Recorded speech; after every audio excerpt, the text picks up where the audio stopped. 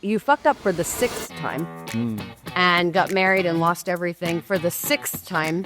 Technically 7th if you count the, arrest. Which one?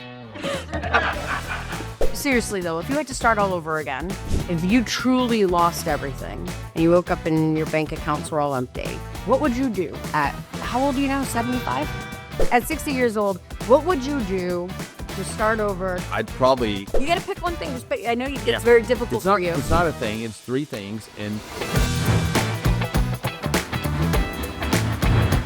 welcome back to the Trainwreck Podcast. This is the mini version of the Trainwreck Podcast with Emma Rainville, the immovable object of operations, and Perry Belcher, the unstoppable force of sales, marketing, growth, and all the good things that people really care about. Emma, how are you? I'm great, Perry. How are you? You look lovely. Unusually so. Thank you, Perry. You're very, very welcome. Where did you get that outfit? That's a very nice outfit. I don't recall. You don't recall? It must have been somewhere where I was bored out of my mind. Must have been. All right. Then, so what's on the slate today, hon? I know we're doing a mini version of the podcast. So a normal podcast lasts between 20 and 30 minutes. So we figured we'd do a mini version of our own that goes on and on. We're actually filming between, we're running between another podcast with a little fill time. So we decided to do something that I thought many of our viewers, if they got a chance to talk to Perry, would ask him. And that is, Perry, if you fucked up for the 6th time and got married and lost everything for the 6th time, technically 7th if you count the, arrest. which one? Exactly. Seriously, though, if you had to start all over again, if you behave like you're poor, it's my biggest frustration. Yeah. But it's why you're not poor, because you behave that way. But if you truly lost everything and you woke up and your bank accounts were all empty, what would you do at, how old are you now, 75? At 79, yeah. At 60 years old, at 60 years old, what would you do to start over, to amass what you need to live comfortably for the last decade of your life? I'd probably... You got to pick one thing. I know it's very difficult for you. It's not a thing. It's three things. And really, find something. Somebody wants to buy something and find something to sell them, right? You find somebody with a problem, find a solution to the problem, marry those two things together. It's actually quite simple. If you want to make money, if you can attract an audience of people that have a unique problem and find the solution to the unique problem, you can give them the solution, even if it's not your solution. So I love this. And make quite a lot of money. But you, and it's fine most of the time because we're selling stuff and I can't let them know exactly how to plug it in. But I'd like to actually, number one, steps to that. Right. Number one, how do I find the problem that's going to be, one, exciting for me, because I don't want to get bored and lose steam. Yeah. Two, that it's going to be people who can afford to pay me enough money that I can rebuild.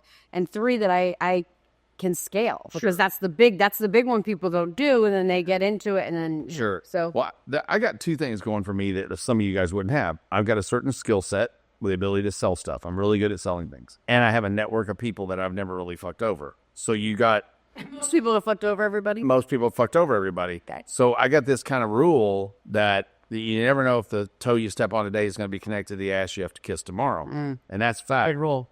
If you develop a good network, that network can help you in your career and help advance you in your career, but it can help you even more should you slip and fall on a banana peel, right? Because I could think of 10 people right now I could call that would give me a shot. I wouldn't ask them for money. I just ask them for an opportunity. I got 10 people I could call that would let me do a webinar with them or an offer with them or something that would make me $10,000, $20,000, $30,000. And I'd be back in the saddle again like overnight. You guys may not have that. So let's pretend like you don't have that. If I don't have that, how do you find the product? Yeah. Or the customer? Would you like to start with the customer? Find the problem first. You find the problem. What's an overarching problem? And that's easy enough to find. If you have a general idea of who your customer might be, get in the Facebook groups, get in the forums, find out what everybody's complaining about. What's the one thing everybody can't do right now? So maybe it's everybody's complaining they can't send email, right? If they can't send email, that's a big problem.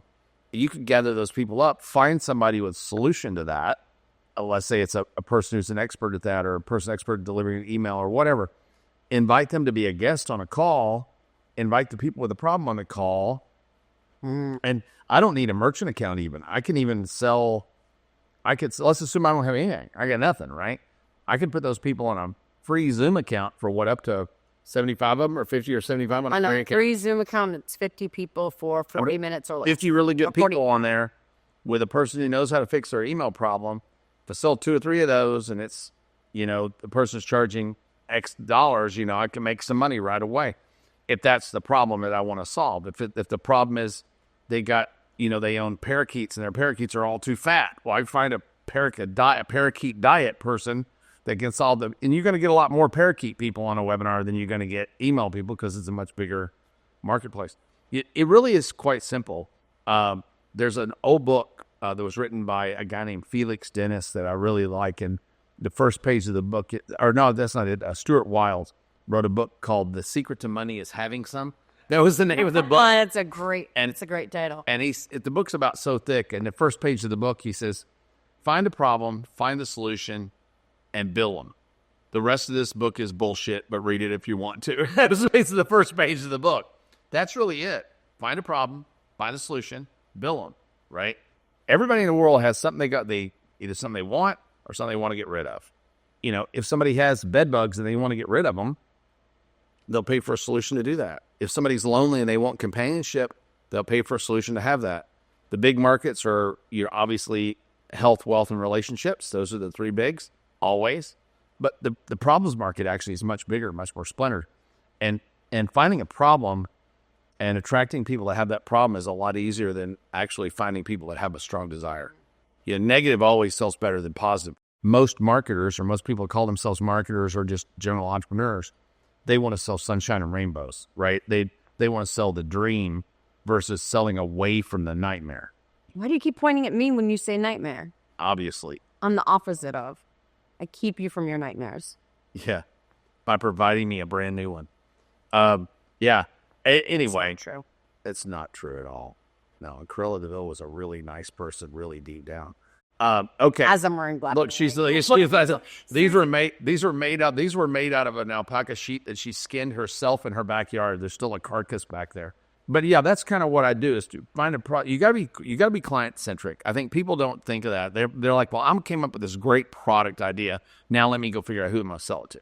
Right. That's the most bizarre way to do business. I agree. Although that's the way 99.999% of people attract the market. Right. Because really, if you sell them the product, if I ever do enter a market like that or find one, and they're buying a thing, I'll tell you a quick story, dumb thing I did. I sold rubberstamps.com for $50,000. I always talk about this all the time. And I was selling 500 rubber stamps a day. I was making about $1 a rubber stamp. I was like, this business sucks. And I sold the business for $50,000. The guy that bought it from me sold it 8 months later for $550,000. It's the number 1 rubber stamp site in the country now. Anyway, it's owned by, I've got the company that owns it. Someone better than you. Somebody smarter than me. Well, here's the thing I didn't realize back then that I know now. That administrator buying that rubber stamp in that place that they were buying that rubber stamp for probably had a pen to spend another $200,000 a year in toner cartridges and printer pay and all kinds of other things that they are charged with buying for that business. And I captured that customer and sold them nothing else because I was product centered. Wonder what other kind of rubber stamp they're going to want to buy next. Yeah. I'm pretty sure you were looking at the shiny object down the road, and you know what money we're leaving on the table? Yeah. That's your favorite. I bought dryeraseboard.com right after that. I really did. Yeah, it makes total sense to me. Yeah. This is why we fight so much. Yeah. No, that's not why we fight so much. We fight so much because I'm a wonderful person that keeps you out of. You bet. Okay, so number 1, find a problem to solve. Number 2, focus on finding a problem to solve where the customer has a whole bunch of problems to solve that you can provide a whole bunch of products. Everybody, whatever your customer's doing, they're doing something when they ain't rubber stamping. Mm-hmm. I always joke in the survival preparedness business I'm in. They do other things when they ain't survival. And Brad Goss, my buddy, says, not everybody that buys laundry detergent watches porn, but everybody that watches porn buys laundry detergent. Yeah. So there's always other things that general offers work, like auto insurance offers and mortgage offers and consumer product offers work no matter what market you're in. Right. Because we all use those products at one part or in one way or another. Right. In our business. But that works really well. And as a side note to some insurance, continue to build a good quality network of people and do a lot for them without expecting anything in return. Say that again. Do a lot for those people without expecting anything in return. I've done so many favors. One thing I will say Emma's pretty smart about, and I hate to say that, especially in her presence. She's like, yeah, I don't want to take a favor now.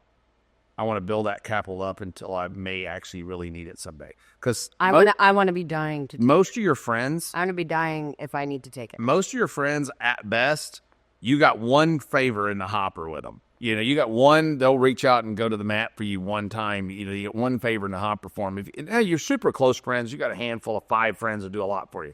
But the people you know generally, you got a little bit of goodwill in the hopper, and when you burn that goodwill up, you burn it up, right? And most people don't go out to build goodwill. I've got somebody told me not long ago, well, I don't ask anybody for anything, so I don't really feel obligated to do anything for anybody else. It's a fucking terrible way to go through life. Terrible. And it's a bad way to go through life. It doesn't feel very good, number one. We feel our best when we're contributing to other people. We really do. It's how we find value in ourselves, not being philosophical or none of that shit, but it's true.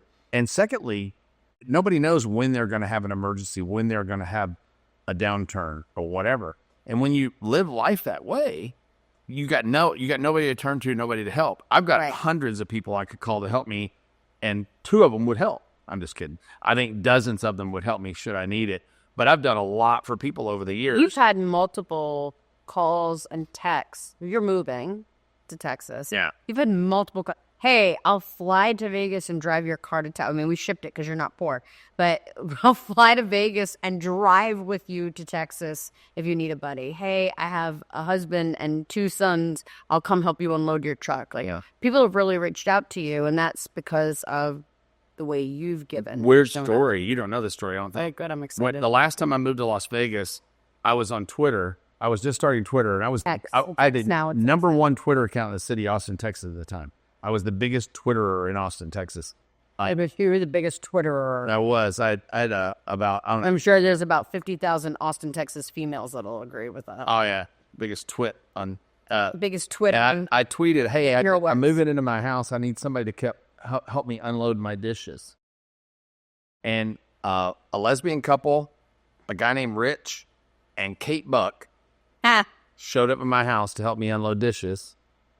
And I would think Kate would have to tell you that Kate and I have done millions of dollars worth of business together over the last 20 years, and we're still great friends. Because she came to help me unload dishes. When nobody else, I didn't have 100,000 people coming to unload the dishes. Well, you didn't have $100,000 in bank sitting there. Yeah, I didn't have nothing either. So, but it was really interesting. You meet people through circumstance, and we've helped each other a lot over the years. So the lesson is, if you guys would like to come unload my storage units when they I'm just joking. This is gonna air away after that. So yeah, for sure. Don't come to my house. No, what you just created was a whole bunch of people contacting Ye saying, "I'll come unload Perry Surgeon. Can he make me $100 million? $1 billion for free? $1 billion." Anyway, okay, so this is good. In 5 minutes or less, for the entrepreneur or the visionary or the investor or the plain old Harry who just wants to get started in business, what's Perry Belcher's advice?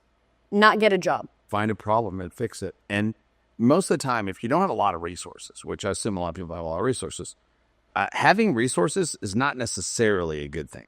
I'm good friends with Damon John. He wrote a book called The Power of Broke. It's a pretty good little book. And it talks about how people with resources like me do real dumb shit. Because we're like, well, we got resources now. I'll throw money at the problem. When you don't have resources, you're way more careful. And Emma said earlier, I act poor. I think poor in my head a lot of times, which is not necessarily always a good thing. That's not a good thing. But it also protects me from doing a lot of dumb shit, right? But I typically think in tiers.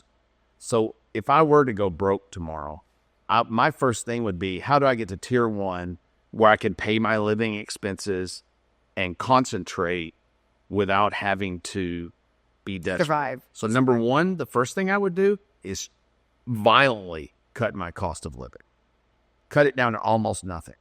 Give me a cardboard box to live in with a Wi-Fi connection and a laptop. That A. So I wouldn't have to be stressed over meeting a big nut every month to make any expenses. B, I would figure that thing that's going to make me $10,000 a month that I can pay my basic living expenses from, so I can have 5 minutes to breathe and think about the things I really want to do.